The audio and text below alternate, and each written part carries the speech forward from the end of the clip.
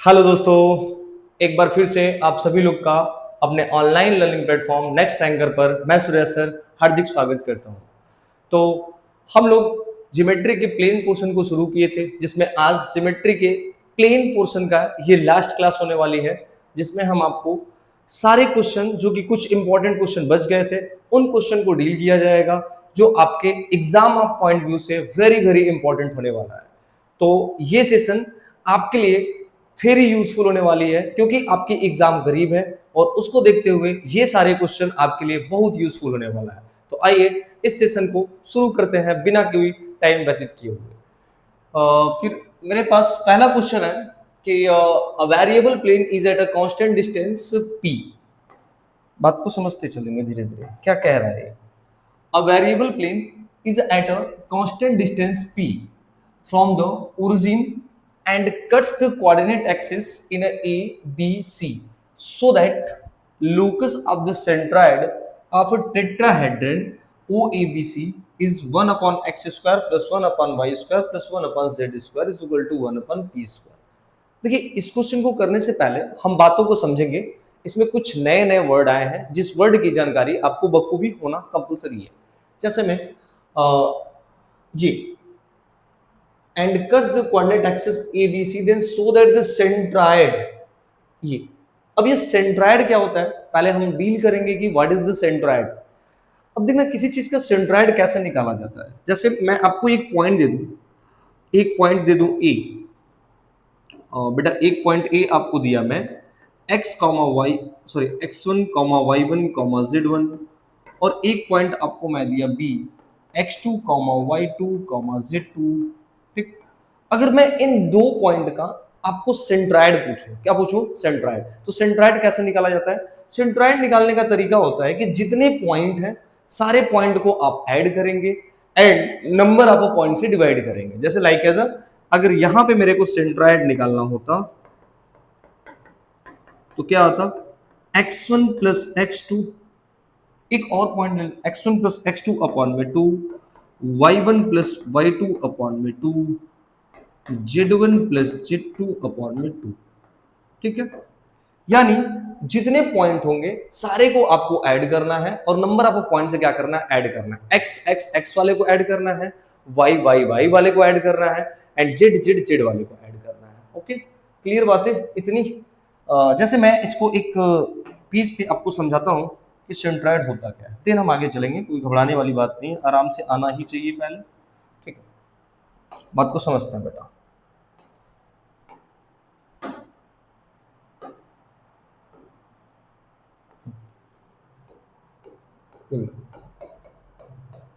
Centroid होता क्या है, कोई भी पॉइंट रहे x1 x2 x3, एक पॉइंट में ले लिया, sorry x1 y1 z1 and एक पॉइंट मैंने लिया x2 y2 एंड z2, और एक पॉइंट और आपने ले लिया x3 y3 एंड z3। ठीक है बेटा, हमने क्या किया, तीन पॉइंट को लिया, एक x1 लिया, y1 z1 और एक x2 y2 z2 लिया और x3 y3 z3 लिया। अब ध्यान रखना, इन तीन पॉइंट से अगर मुझे सेंट्रायड बनाना होगा तो हम क्या करेंगे, तीनों पॉइंट को ऐड करेंगे, यानी x वाले को कोऑर्डिनेट को ऐड करेंगे, y वाले कोऑर्डिनेट को ऐड करेंगे एंड z वाले कोऑर्डिनेट को ऐड करेंगे। आफ्टर ऐड हमको क्या करना है, जितने नंबर ऑफ पॉइंट होंगे उनसे डिवाइड करना होगा। ध्यान रहे, अगर ये एक पॉइंट, दो पॉइंट, तीन पॉइंट है, तो इन तीन पॉइंट को बेटा मिला के क्या बनता है, ट्राइंगल बनता है। क्या बनता है, ट्राइंगल। यानी इस बार जो सेंट्रायड निकलेगा वो किसका निकलेगा, ट्राइंगल का निकलेगा।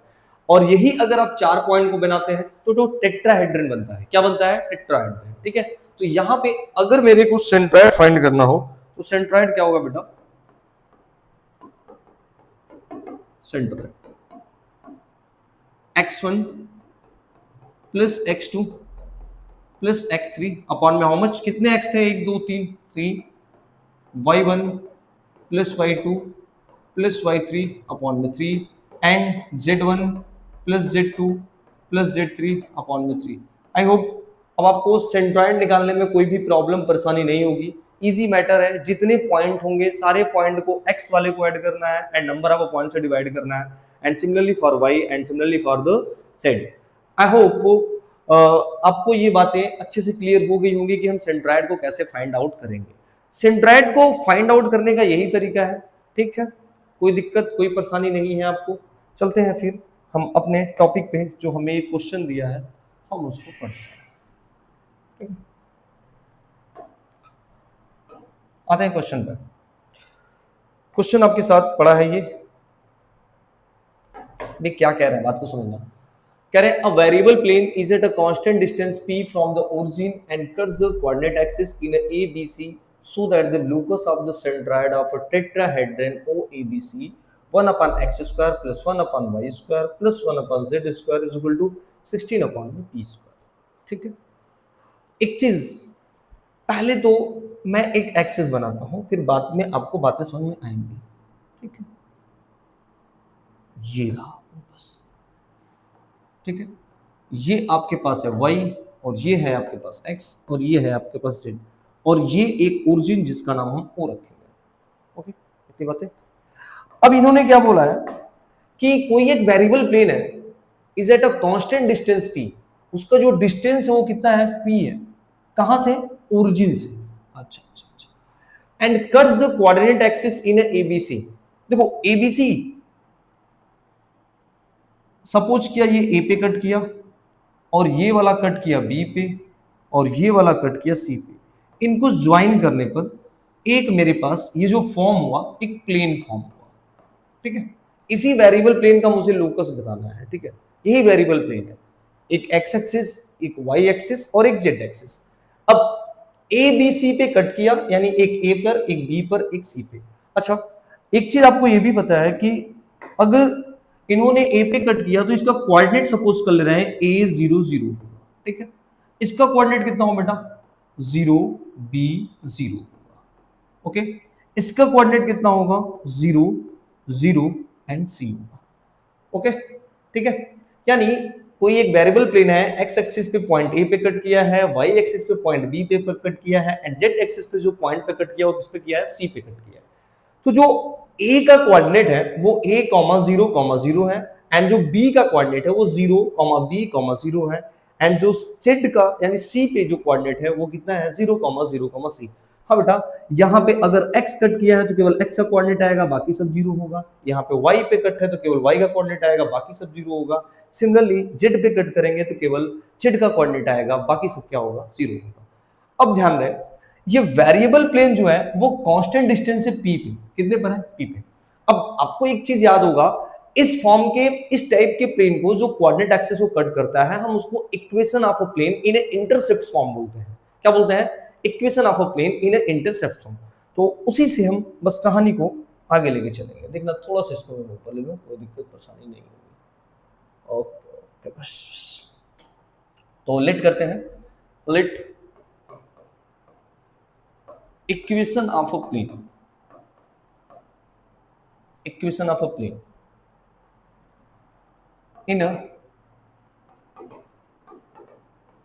इंटरसेप्ट फॉर्म क्या हो जाएगा, x अपॉन में a प्लस y अपॉन में b प्लस z अपॉन में c is equal to 1। This is the equation first. कोई दिक्कत परेशानी नहीं है, क्योंकि आपने equation of a plane in intercept form पढ़ा है। Equation of a plane in intercept form जब पढ़ते हैं बेटा तो क्या होता है, x अपॉन में a प्लस y अपॉन में b प्लस z अपॉन में c is equal to 1। Where जो abc होता है वो abc क्या बताता है, abc हमको ये बताता है कि जो x अपॉन में a है, a is the intercept on the x axis and b बताता है intercept on the y axis and c बताता है intercept on the z axis. Then the general equation of the plane in intercept form is x upon में a plus y upon में b plus z upon में c is equal to 1। I hope ये बातें आपको clear होगी। हमने plane का intercept form previous lecture में आप देखेंगे प्लेलिस्ट में पढ़ाया है, तो उसमें जाकर देखेंगे तो इंटरसेप्ट फॉर्म के प्लेन की इक्वेशन हमने कराए गए हैं और उस पर क्वेश्चन भी हम लोगों ने किया था, ठीक है। अब क्वेश्चन के अकॉर्डिंग, क्वेश्चन में इन्होंने क्या बोला है, एक बार क्वेश्चन को पढ़ना। कह रहा है ये जो प्लेन है आपका ना, ये जो प्लेन है is at a constant distance p from the origin. अब बताना, एक प्लेन जो है वो कांस्टेंट डिस्टेंस p है, कहां से? ओरिजिन से, ठीक है। डिस्टेंस, क्या आपको डिस्टेंस फार्मूला पढ़ाया गया? हाँ बेटा, प्रीवियस लेक्चर में हम लोगों ने डिस्टेंस फार्मूला भी पढ़ा है। तो हम इस प्लेन का डिस्टेंस निकालेंगे। अब डिस्टेंस फार्मूला क्या होता है, थोड़ा सा फिर इसको भी देखते हैं बेटा। डिस्टेंस फार्मूला क्या होता है? आपको पता होगा कि अगर ax plus B Y plus C Z plus D is equal to 0 हो, ठीक है, तो जो डिस्टेंस होता है,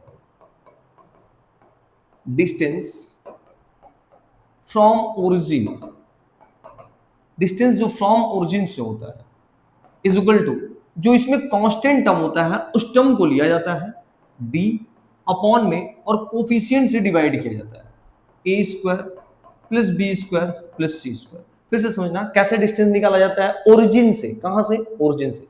जो प्लेन में कांस्टेंट टर्म होता है उसको लिखा जाता है। अब बेटा ये प्लस में रहे या माइनस में रहे, इससे कोई दिक्कत नहीं है, हमेशा आपको पॉजिटिव लेना है, क्योंकि कोई भी डिस्टेंस होगा वो हमेशा जो मेजरमेंट किया जाता है वो किस में किया जाता है? पॉजिटिव में किया जाता है। यानी जब भी आप डिस्टेंस निकालेंगे ax plus B Y plus C Z plus D is equal to 0 में, तो आप d को पुट करेंगे डायरेक्ट यहां पर एंड डिवाइड करेंगे square root of the coefficient of the x and y and z। Okay, ध्यान दें, ये प्लस में रहेगा तब पर भी आपको प्लस लेना है, अगर ये माइनस में रहेगा तब पर भी हमें क्या लेना है? माइनस लेना है, क्योंकि डिस्टेंस, सॉरी, अगर माइनस में रहेगा तो हमें क्या लेना है? प्लस लेना है। यानी वो माइनस रहे कांस्टेंट या प्लस रहे constant, we always take in the positive because we know that distance in always positive, मतलब डिस्टेंस को हम हमेशा किस में रखते हैं? पॉजिटिव में रखते हैं। ओके, इतनी बातें क्लियर है, इसको भी हटाते हैं।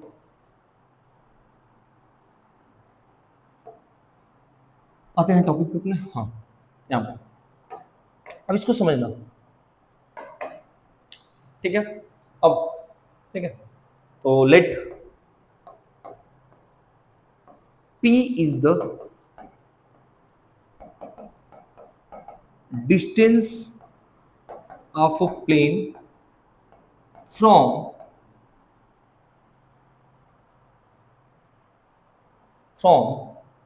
origin, ओरिजिन बोले तो O, ठीक है। क्या हो जाएगा, ध्यान रहे, डिस्टेंस यानी distance P is equal to constant term. इसमें कांस्टेंट टर्म क्या है? x का कोफिशिएंट, y का कोफिशिएंट, z का कांस्टेंट कितना है? 1 है। ध्यान आएगा 1 अपॉन में क्या करेंगे? हाँ वही कोफिशिएंट के स्क्वायर रूट। x का कोफिशिएंट कितना है बेटा? 1 अपॉन में a, 1 अपॉन में a का स्क्वायर प्लस 1 अपॉन में b का स्क्वायर प्लस 1 अपॉन में c का स्क्वायर, ठीक है। हमने कुछ नहीं किया है इसमें, जो आपको मैंने अभी जस्ट बताया कि अगर आपको ओरिजिन से डिस्टेंस निकालना है तो क्या करना होगा? डायरेक्ट कांस्टेंट वाले टर्म को लिखना है एंड स्क्वायर रूट में डिवाइड करना है किससे? जो कोफिशिएंट होंगे। यहाँ पे x का कोफिशिएंट कितना है? 1 अपन a है, जबकि y का कोफिशिएंट कितना है? 1 अपन b है, जबकि z का कोफिशिएंट कितना है? 1 अपन c है। आई होप आपको बातें सब समझ में आ रही होंगी, अच्छे से आ रही होंगी, ठीक है। पढ़ लो, क्योंकि ये समय है आपका अब पढ़ने का। एग्जाम है करीब, तो पढ़ते जाइए, बाकी हम आपके लिए तत्पर हैं, जब कहिए तब पढ़ाएंगे, जो टॉपिक कहें वो पढ़ाएंगे, बस वो टॉपिक आपको बताना है, बाकी आपके लगे हैं। इस बार आपका एग्जाम जो है, चाहे एमजीकेबीपी हो, चाहे जो भी यूनिवर्सिटी हो, हालांकि एमजीकेबीपी एमसीक्यू करा रहा था, लेकिन अब एमजीकेबीपी इस बार थ्योरेटिकल एग्जाम कराएगा, तो देन आपको थ्योरेटिकल क्वेश्चन पे कमांड होना चाहिए। और बेटा ये क्वेश्चन जो है वो प्रीवियस ईयर ही करा रहे हैं आपको, या ऑलरेडी प्रीवियस ईयर क्वेश्चन आ चुके हैं, तो इनको छोड़ना नहीं है, प्रैक्टिस करना है, ठीक है। आगे चलते हैं। तो यानी p की जो वैल्यू आ गई 1 अपॉन में a square, 1 upon a square, 1 upon b square, 1 upon c square. Okay, ध्यान देना थोड़ा सा। हाँ, एक बार बेटा आप लोग इसको अपने हिसाब से ले लो। वेट। हाँ बेटा, ये एक बार ले लीजिए स्क्रीनशॉट, कोई समस्या कोई परेशानी नहीं होनी चाहिए। ओके, ठीक, हम आगे चलते हैं। अब देखो नेक्स्ट पेज में क्या करेंगे, इस स्क्वायर रूट को हटाएंगे हम लोग। दिखाए, ये आपको जो दिख रहा होगा ना, ये जो स्क्वायर रूट दिख रहा होगा, हमें इस स्क्वायर रूट को हटाना है। तो स्क्वायर रूट हटाने के लिए हम क्या करेंगे?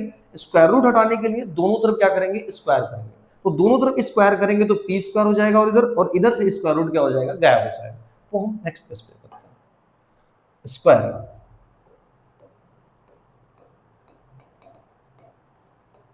Squaring on both side. अब बोथ साइड स्क्वायर करेंगे तो एक बार देखना बेटा, इधर क्या हो जाएगा, इधर बचेगा पी स्क्वायर। ठीक, P square, P square is equal to square root हट जाएगा और इधर बचेगा 1/a², 1/b² और 1 में क्या बचेगा, c²। घबराने की कोई बात नहीं है, ठीक है, घबराने की कोई बात नहीं है। इसमें जो भी बातें हैं इसको समझना, मैं यही किया हूं कि इधर p² हुआ और इधर स्क्वायर रूट हटेगा तो 1 का स्क्वायर तो होगा नहीं, तो 1/a को क्या लिख सकते हैं, 1/a²। इसी तरह 1/b को होल स्क्वायर को क्या लिख सकते हैं, 1/b²। एंड सिमिलरली इसको लिख सकते हैं 1/c²। आई होप यही बातें आपको लिखी गई है।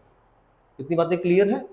p² is equal to 1/a² plus 1/b² plus 1/c²।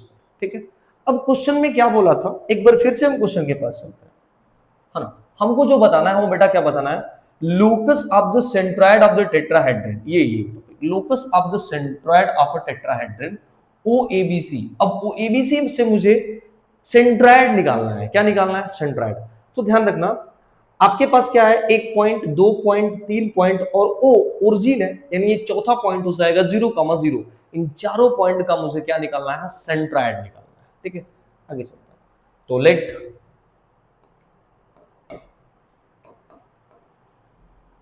Late कर लेंगे XYZ B the centroid of point O का पॉइंट कितना है, 0,0। ए का पॉइंट कितना है, A0,0। बी का पॉइंट कितना है, 0B0। एंड सी का पॉइंट है 0,0C। ठीक है, इन चारों पॉइंट का सेंट्रॉइड निकालना है। तो सेंट्रॉइड कैसे निकालेंगे, हमने सेंट्रॉइड स्टार्टिंग में ही सीखा कि हम क्या करेंगे कि जितने पॉइंट होंगे सारे को ऐड करेंगे और नंबर ऑफ पॉइंट से डिवाइड कर देंगे, एक्स के अकॉर्डिंग, वाई के अकॉर्डिंग एंड जेड के according. Okay, then X comma Y comma Z is equal to, यहां पे अब देखना x, यहां पर x का कोऑर्डिनेट कितना है, देखना यहाँ पे x0 है और यहाँ पे xa है, यहाँ पे x0 है, यहाँ पे x क्या है, 0। सारों को ऐड करेंगे। ठीक है, 0 प्लस a प्लस 0 प्लस 0 और कितने पॉइंट हो गए, 4, तो इनको डिवाइड करेंगे किससे, 4 से। और इसी तरह 0 plus 0 plus b plus 0 and divide by 4।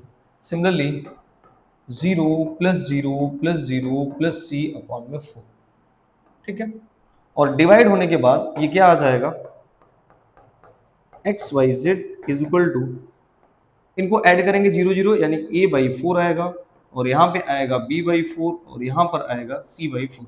ठीक है, बस अब कंपेयर करेंगे सारे लोगों, क्या करेंगे, कंपेयर करेंगे। दो कोऑर्डिनेट इक्वल है तो कंपेयर करेंगे, और दो कोऑर्डिनेट इक्वल कब होते हैं, जब x x के बराबर, y y के बराबर एंड z z के बराबर।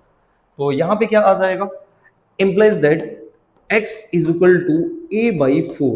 तो यहां से a की वैल्यू कितनी आ जाएगी बेटा, a की वैल्यू आ जाएगी 4x। इतनी बातें क्लियर है। a की वैल्यू 4x कैसे आई, थोड़ा सा ऊपर कर लेते हैं। ठीक है, a की वैल्यू कितनी आ गई, 4x। a की वैल्यू 4x आ जाएगी। सिमिलरली जब आप y को b/4 के इक्वल करेंगे तो b की जो वैल्यू आ जाएगी वो कितनी आ जाएगी, 4y आ जाएगी। और c की जो वैल्यू आ जाएगी वो कितनी आ जाएगी, 4z आ जाएगी। यानी x की वैल्यू, सॉरी a की वैल्यू 4x, b की वैल्यू 4y एंड c की वैल्यू जो है वो कितनी आई है, 4z आई है। इन सारे वैल्यू को a b c की उठा के ले आके हम इक्वेशन फर्स्ट में पुट कर देंगे और हमारा जो कंडीशन था वो हो प्रूव्ड हो जाएगा। ठीक है, तो putting these value on equation first, थोड़ा सा देखना पड़ेगा। हाँ, एक बार अब इसका देख लेना जो किया है कहानी। ठीक है, सही है, ठीक।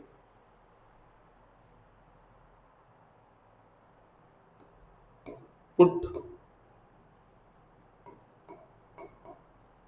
Value of A B C in equation first क्या था, x अपॉन में a प्लस y अपॉन में b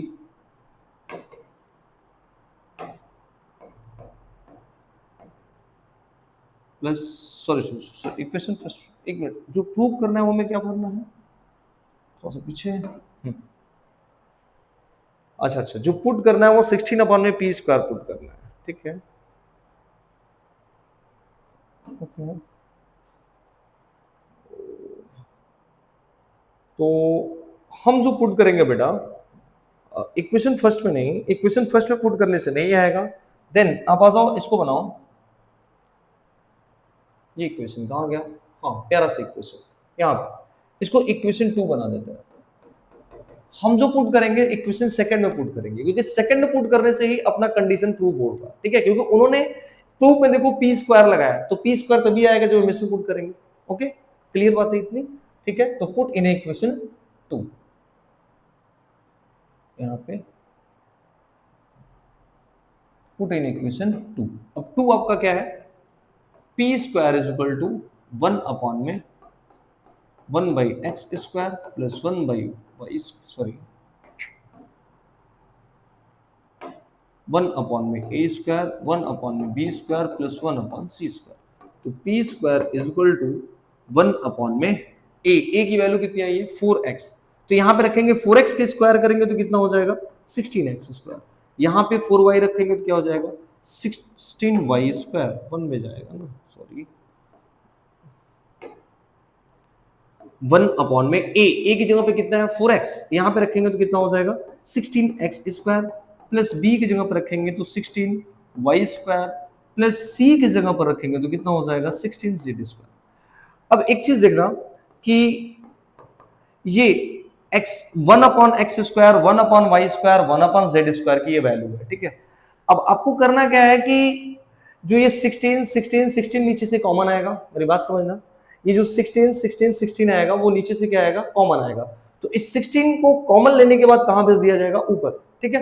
तो यानी ये ऊपर चला जाएगा 16 और यहां पे हो जाएगा 1 अपॉन में एक्स स्क्वायर प्लस 1 अपॉन में वाई स्क्वायर प्लस 1 अपॉन में जेड स्क्वायर। अब आपको क्या करना है कि ये सारे जो टर्म है इसको उठा के इधर ट्रांसफर कर देना है और ये इधर आएगा, लाइक ऐसे क्रॉस मल्टीप्लाई, यानी आपके पास क्या बच जाएगा 1 अपॉन में एक्स स्क्वायर प्लस 1 अपॉन में वाई स्क्वायर प्लस 1 अपॉन में Z square is equal to, इधर 16 है और पी स्क्वायर आ जाएगा डिवाइड में, this is the resulted proof, okay इतनी बातें क्लियर है।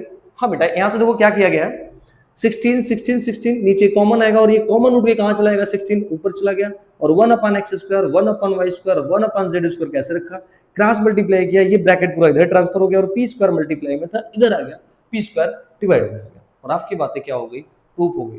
बेटा ये क्वेश्चन वेरी वेरी इंपॉर्टेंट है, मोस्ट इंपॉर्टेंट है आपके एग्जाम के पर्पज से देखा जाए तो, क्योंकि ये प्रीवियस ईयर क्वेश्चन है और रिपीटेड क्वेश्चन भी है, तो आप इसको अच्छे से पढ़िएगा।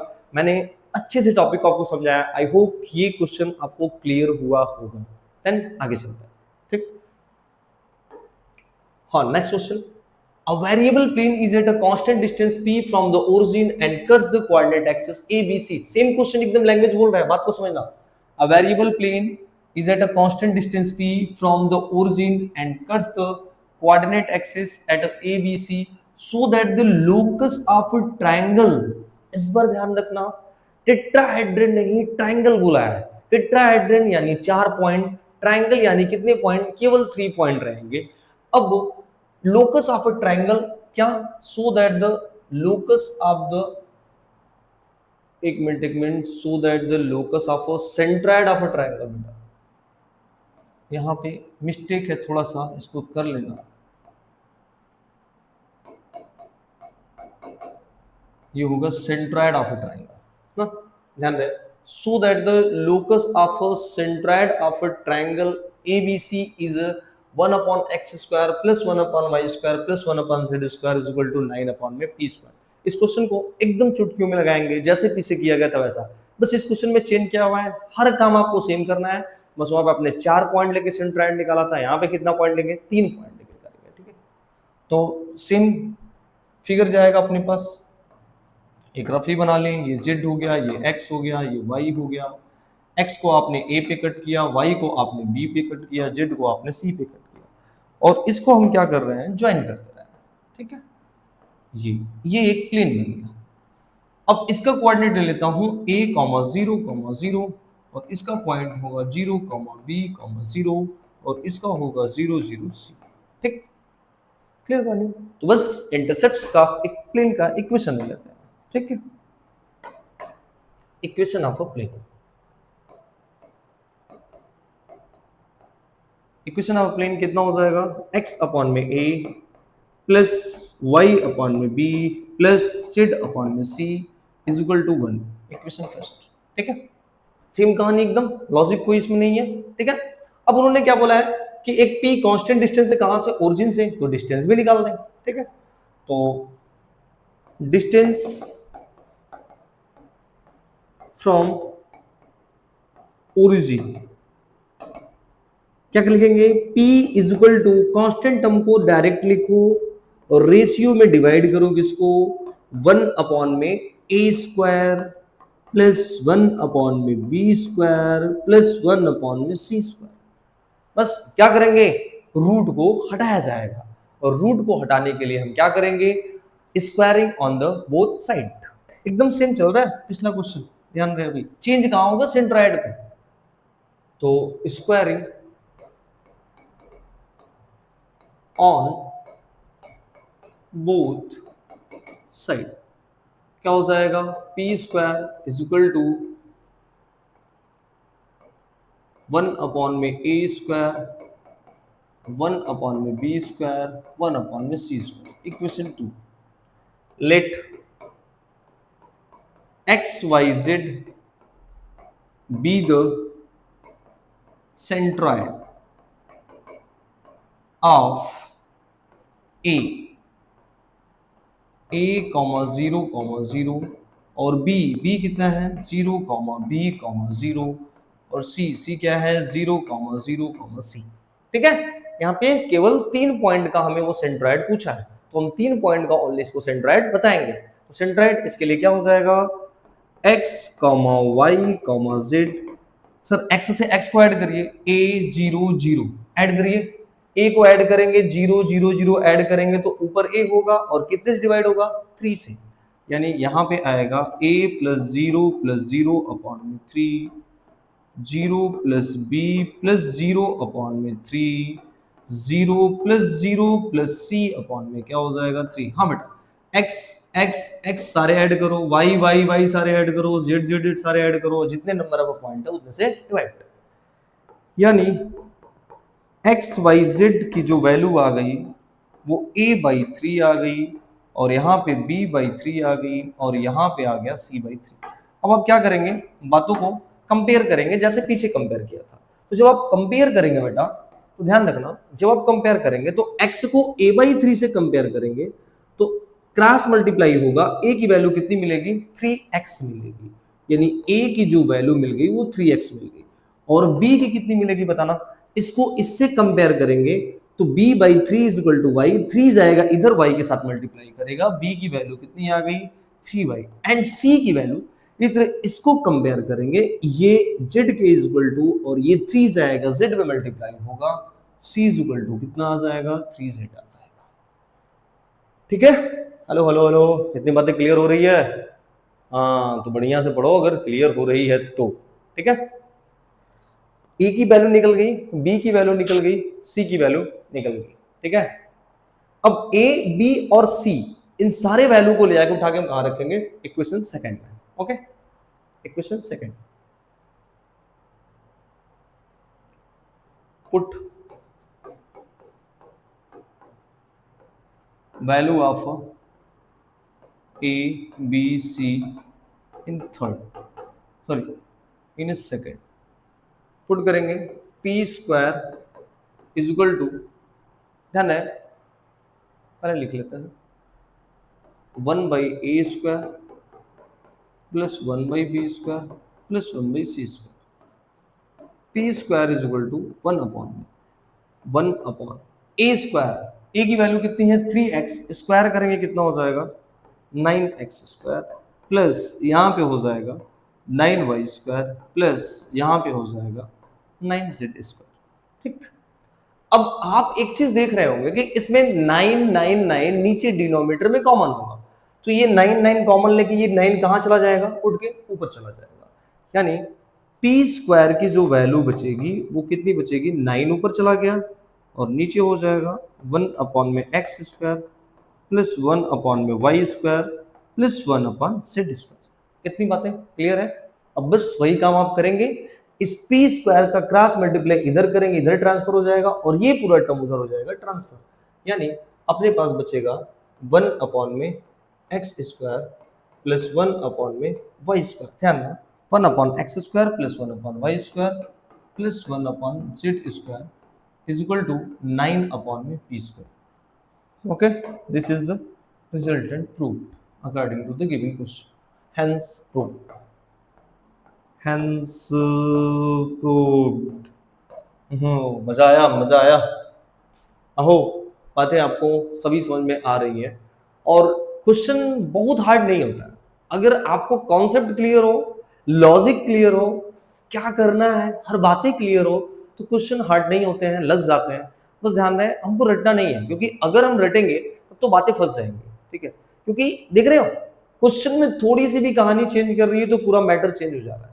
इसलिए बखूबी से अच्छे से क्वेश्चन को आप समझिए, कोई भी प्रॉब्लम हो, कोई भी मुसीबत हो तो आप उसको आराम से पूछिए। ठीक है, आई होप आपको ये सेशन अच्छा लग रहा होगा और मजा आ रहा होगा, क्वेश्चन समझ में आ रहा होगा। एक छोटा सा और क्वेश्चन लेंगे, देन इस सेशन को हम फिनिश करेंगे। बस एक लास्ट क्वेश्चन प्लेन का बचा है, देन आपका प्लेन कंप्लीट हो जाएगा। That is the sufficient for your examination. And ये लास्ट क्लास जो हमारी प्लेन की है, हम इसको पढ़ने के बाद हम स्टार्ट करेंगे स्ट्रेट लाइन के चैप्टर को। अब जब स्ट्रेट लाइन के चैप्टर को शुरू करेंगे तो वो बेटर चैप्टर होगा। वो भी ध्यान रहे, अगर आपको प्लेन अच्छे से क्लियर है तो स्ट्रेट लाइन आपके लिए मुसीबत नहीं बनेगी, स्ट्रेट लाइन और अच्छा लगेगा आपको, देन वो और इजी हो जाएगा। पर ध्यान रहे हर प्रीवियस टॉपिक आपका क्लियर होना चाहिए। ठीक है, आई होप बातें आपको सब समझ में आ रही हैं, मैं क्या कह रहा हूं, मैं क्या बताना चाह रहा हूं, और आप समझ रहे हैं ना बातों को, तो ठीक है भाई।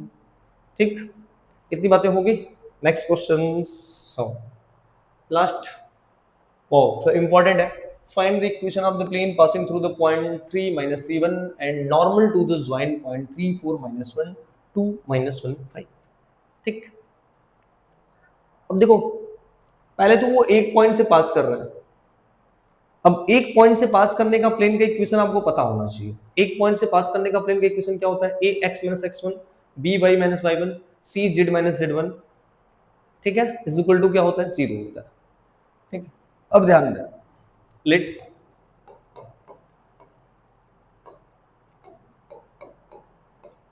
Equation of a plane passing through,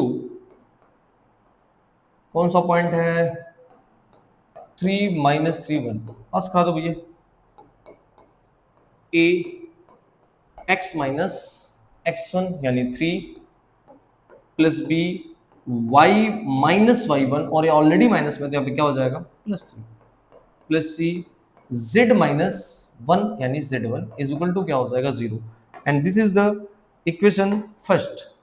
और अब हमारा पूरा टारगेट होगा इस एबीसी की वैल्यू को निकालना। वेर एबीसी क्या होता है, एबीसी को भी बता दीजिए, अगर जानते हैं तो बात को अच्छी बात है। Where a B c are d r, d r का मतलब, अरे डॉक्टर ना कर दो, डी आर का मतलब क्या, डायरेक्शन रेशियो। डी आर का मतलब क्या हुआ, direction ratio. Where a B c are the direction ratio of normal to the plane. एक नॉर्मल लाइन होगा उसका डायरेक्शन रेशियो होगा। ठीक है, डायरेक्शन रेशियो, ठीक है, of a normal to the plane. ठीक ठीक ठीक, हाँ। अब देखो अपने पास क्या दिया है कि ये जो इक्वेशन है प्लेन का नॉर्मल है किसके, ज्वाइन ऑफ अ 2 पॉइंट ये और ए, ध्यान देखना। ठीक है, अब मैं थोड़ा सा इसको एक फिगर टाइप का बताता हूं। ये कोई एक प्लेन है बच्चा, ठीक है, और इसके कोई एक नॉर्मल लाइन है जिसका डायरेक्शन रेशियो है ए बी सी, ठीक है। अब इन्हीं दो पॉइंट को ज्वाइन कर रहा है। एक पॉइंट यहां पर है, मान लो 3 4 -1 है, और एक पॉइंट मान लो इधर कहीं कहीं भी है 2 -1 5। इनको ज्वाइन करने पर एक लाइन बनी है, और ये लाइन इस प्लेन की नॉर्मल है। इस प्लेन के क्या है? नॉर्मल। अच्छा, दो पॉइंट से अगर आपको डायरेक्शन रेशियो बनाना हो तो क्या आप बना लेंगे? बेटा इजी होता है एकदम, बस क्या करना होता है, x1 y1 z1 एक पॉइंट, x2 y2 z2 एक पॉइंट होता है। तो जो उनका डायरेक्शन रेशियो होता है वो डिफरेंस होता है ओनली, यानी x2 minus x1, y2 minus y1 and z2 minus z1। Okay, तो यहां से इसका डायरेक्शन रेशियो भी हम निकाल लेंगे, और ये डायरेक्शन रेशियो और ये डायरेक्शन रेशियो, अब ये दोनों के दोनों जो नॉर्मल होंगे वो एक पैरेलल होंगे। क्या होंगे? पैरेलल। मतलब पहले वाला नॉर्मल लाइन और अब वाला जो नॉर्मल लाइन है वो दोनों प्लेन के नॉर्मल है, लेकिन अगर दोनों प्लेन के नॉर्मल है तो वो दोनों लाइन जो होंगी वो प्लेन के क्या होंगी? ठीक पैरेलल होंगी। ओके, तो हम क्या करेंगे, इस नॉर्मल लाइन का हम डायरेक्शन रेशियो निकालेंगे। Let direction ratio of line join 3 4 -1 and 2 -1 5 क्या होगा बताना? x2 माइनस x1, 2 में से 3 गया, 2 -3 एंड क्या होगा? -1 -4 एंड लास्ट क्या होगा? 5 माइनस, और ये ऑलरेडी माइनस है तो क्या हो जाएगा? +1, यानी इंप्लाइज दैट 2 में से 3 गया -1, -1 -4 -5, 5 और 1 कितना हो जाएगा? 6। यानी ये जो आएगा आपका डायरेक्शन, 2 में से 3 गया -1, -1 -4 -5, 5 -1 +1 6। जी आपका क्या आ गया? डायरेक्शन रेशियो आ गया। किसका?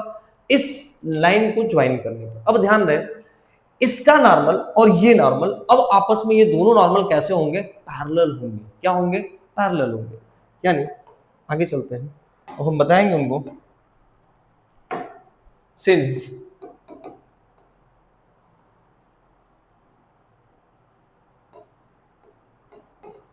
both normal line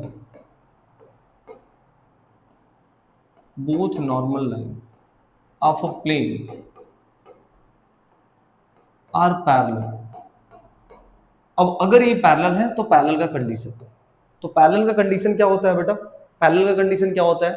a1 by a2 is equal to b1 by b2 is equal to क्या होता है? c1 by c2। ये पैरेलल का कंडीशन है, रेशियो बराबर होता है। जबकि परपेंडिकुलर में क्या होता है?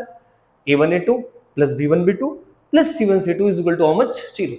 यानी हम इसका रेशियो बराबर करेंगे, यानी ये a जाएगा -1 के पास, और b जाएगा -5 के साथ, और c जाएगा किसके साथ? 6 के साथ। ओके, यानी a अपॉन में -1, b अपॉन में -5, c अपॉन में 6 इज इक्वल टू, इसको कुछ ले लेंगे k। अब वैल्यू को इक्वल करेंगे तो a की वैल्यू मिलेगी -k, और b की वैल्यू मिलेगी -5k, और c की जो वैल्यू मिलेगी वो कितनी मिलेगी? 6k। और जैसे आपको abc की वैल्यू मिल गई है, हम इसको ले जाके पुट कहाँ करेंगे? इक्वेशन फर्स्ट में, और अपना काम हो जाएगा। Put in equation first, put in first क्या है? a x minus how much? x minus 3 y plus 3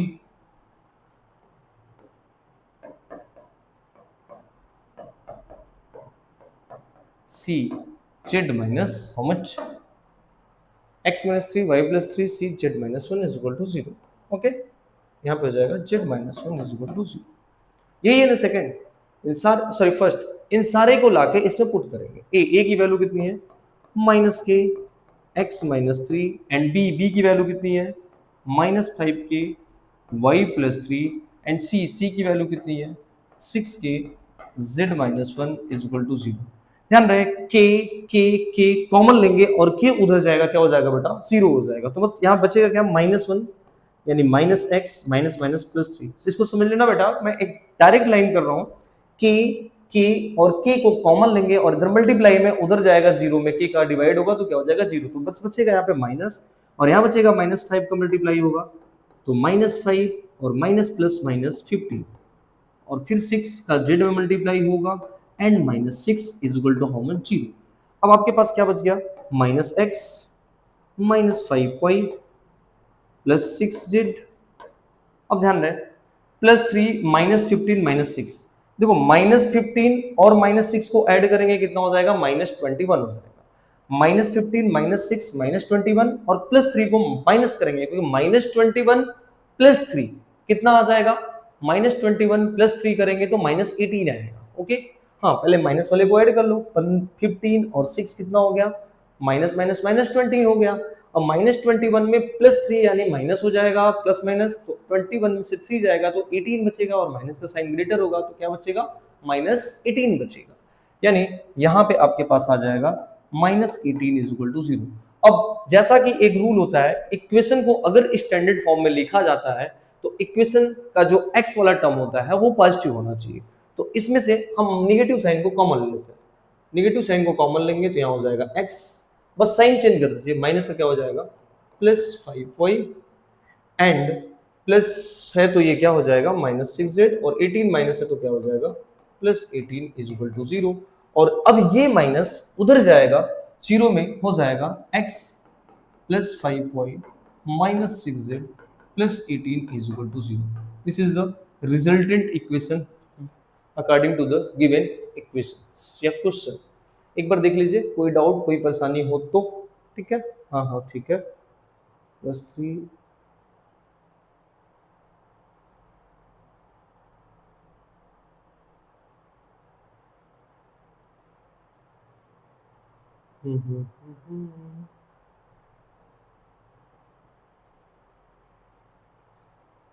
ठीक है। आई होप ये बातें आपको अच्छी लगी। तो इस सेशन के साथ इस क्लास के साथ आपका जो प्लेन का पोर्शन था वो कंप्लीट हो चुका है। देन हम नेक्स्ट लेक्चर के लिए अब जो भी हमारी सीरीज आएगी ज्योमेट्री की वो हम शुरू करेंगे स्ट्रेट लाइन का। तो आई होप ये आपको टॉपिक बिल्कुल अच्छे से सब सारे समझ में आ रहे हैं और ये सेशन आपके लिए वेरी यूजफुल रहा होगा, मुझे पूरी उम्मीद है। फिर भी अगर बेटा कोई डाउट कोई परेशानी हो तो आप उसको हमके कमेंट में या जैसे भी करके आप अपनी भी पीड़ा दर्द को मुसीबत को व्यक्त कर सकते हैं। I will provide your solution any questions और एनी डाउट। ओके तब तक के लिए बेटा जय हिंद बाय बाय।